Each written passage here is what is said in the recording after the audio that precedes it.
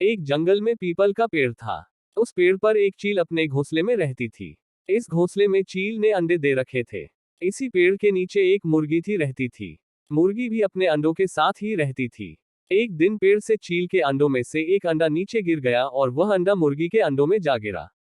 समय बीतने लगा, अंडा फूटा और चील का बच्चा अंडे से बाहर निकला। वह ये सोचकर बड़ा हुआ कि वह एक साधारण मुर्गी है। उसने अपना बचपन मुर्गी के बच्चों के साथ बिताया। वह केवल वही काम करता था जो मुर्गी करती है। वह मुर्गी की तरह ही सुबह जल्दी उठता, कुकुरदाता और उतना ही ऊंचा पड़ पाता जितना कि मुर्गी उड़ती है। एक दिन उसने आसमान में एक चील को देखा जो बड़े ही शान से आसमान में अपने पंखों को फैलाकर उड़ रही थी। ये देखकर उसने अपनी मुर्गी माँ से पूछा, ये कौन है जो आसमान में इतनी ऊंचाई पर उड़ रही है? मुर्गी माँ ने उसे बताया कि वह चील है।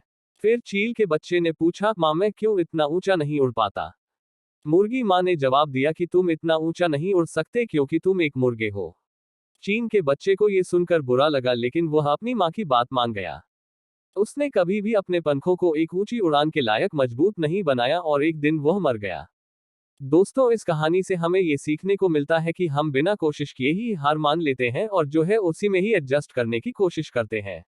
अगर जिंदगी में कुछ बड़ा हासिल करना होता है तो बहुत सी चीजों की कुर्बानी भी देनी होती है।